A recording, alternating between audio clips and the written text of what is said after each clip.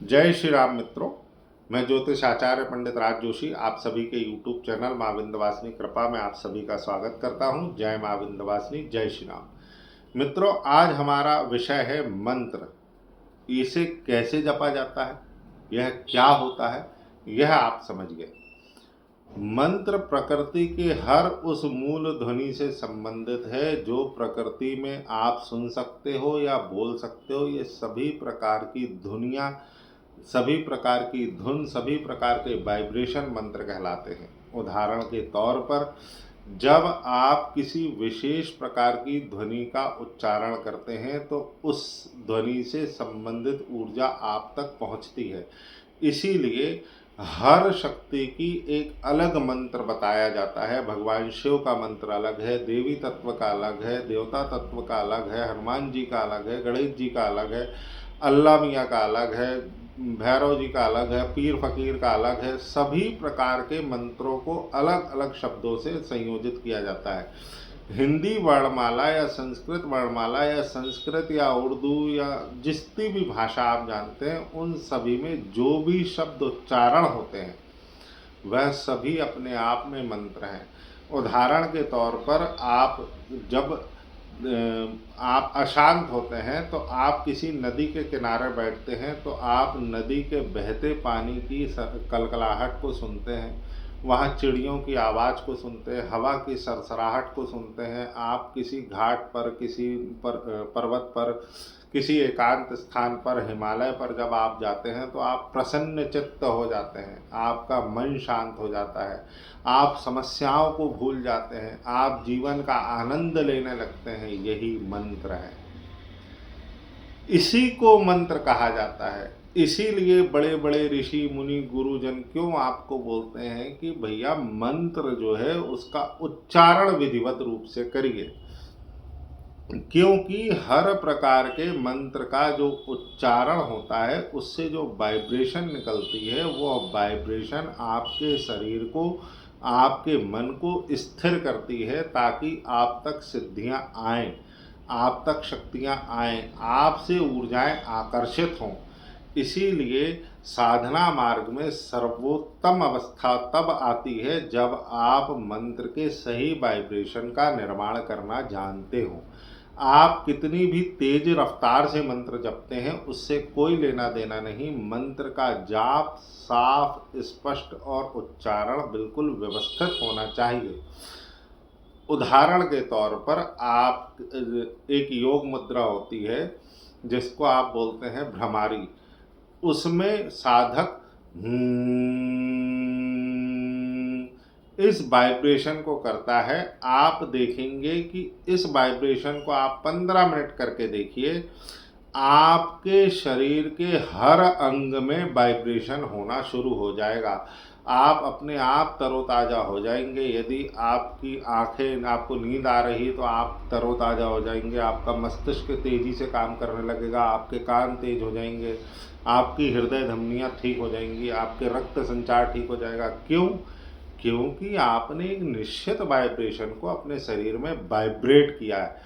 वैसे ही हर मंत्र, हर ध्वनि आपके शरीर की ऊर्जा को वाइब्रेट करती है। हर प्रकार की शक्ति का अलग वाइब्रेशन होता है, अलग ऊर्जा होती है। हिंदी वर्णमाला में 52 अक्षर, 12 खड़ी, जितने भी स्वर, अनुस्वर, विसर्ग हैं, सभी एक निश्चित वाइब्रेशन को दर्शाते हैं। ये हमारे ऋषियों ने ऐसे ही नहीं लिख दिया क ख ग घ, ये आपके मंत्र हैं। अब इनको आप जब एक निश्चित आयाम में जोड़ते हैं तब एक निश्चित प्रकार की ऊर्जा आपसे आकर्षित होकर आप तक आती है। उदाहरण के तौर पर, जब आपको शिव तत्व की प्राप्ति करना है तो आप शिव जी के मंत्र ओम नमः शिवाय, इसका जब आप करोगे तो आपके पास में शिव तत्व एक्टिवेट होगा। जब आप देवी तत्व के लिए जब जाप करेंगे, ऐं ह्रीं क्लीं चामुंडाय विच्चे, देवी तत्व एक्टिव। हर प्रकार के, जैसे हनुमान जी का ओम हनु हनु हनु हनु हनुमंतै नमः, हनुमान जी का वह तत्व आप तक एक्टिव होगा।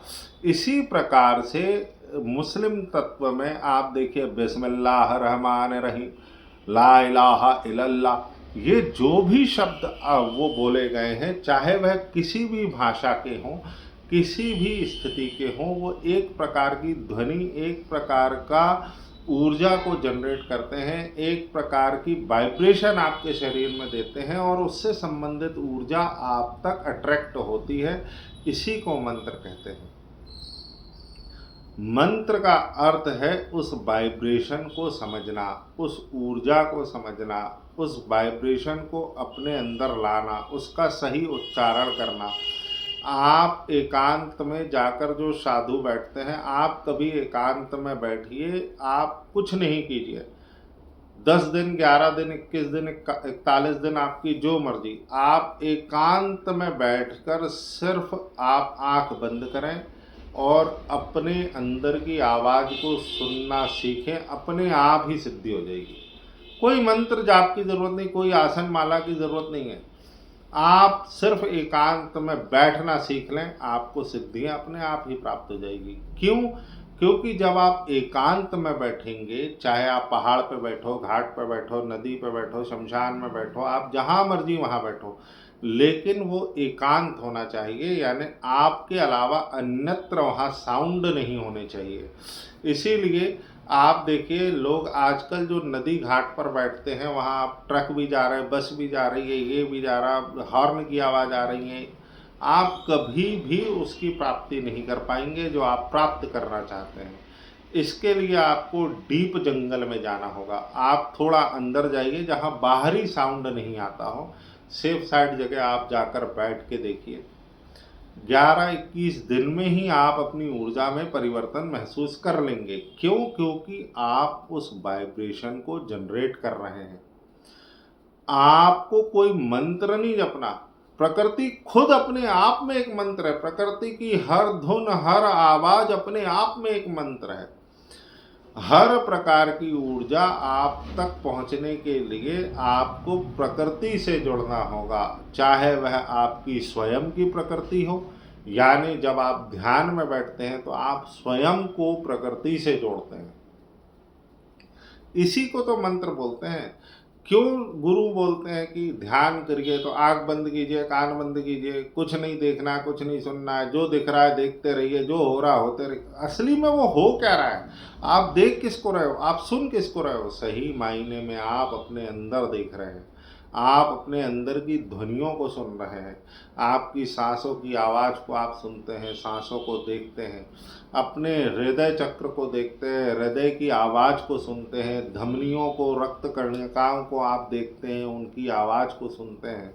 अपने आप ही आपकी ऑरा, आपकी ऊर्जा, आपका मंत्र बल, आपका ध्यान बल, सारा कुछ अपने आप बढ़ जाता है। इसके लिए कोई दिया बत्ती, अगरबत्ती, मोमबत्ती, भोग प्रसाद, किसी चीज की आवश्यकता नहीं है। मंत्र जाप सही मायने में हर पल, हर समय आपके इर्द गिर्द हो रहा होता है। अब आप वहीं किसी शोरगुल वाली जगह में जहाँ डीजे बज रहा हो, आपका सिर दर्द हो रहा हो, आप अपने आप ही परेशान हो जाओगे। आपने कुछ नहीं किया, लेकिन आप परेशान हो रहे हो। क्यों? क्योंकि वो वाइब्रेशन आपको शांत करने के लिए नहीं है। लेकिन वहीं कोई बढ़िया वाद्य यंत्र बज रहा है, वीणा बज रही है, तबला बज रहा है, या कोई धुन, प्यारी सी धुन बज रही है, बहुत सी धीमे स्वर में बज रही है, आप आनंद चित्त हो जाएंगे, आपको पता ही नहीं चलेगा आप कब कहाँ खो गए, आप ध्यान मग्न हो जाएंगे। इसीलिए आध्यात्म में धुन का विशेष महत्व है। आप पहाड़ पर जाते हैं, हिमालय पर जाते हैं, आप हरी भरी झाड़ियाँ देखते हैं, हरे भरे पेड़ देखते हैं, आप बहता पानी देखते हैं, हवा देखते हैं, आप शांत हो जाते हैं, आप प्रसन्न हो जाते हैं, आपका मन खिल उठता है। ये एक प्रकार का धुन है, ये एक प्रकार का मंत्र है।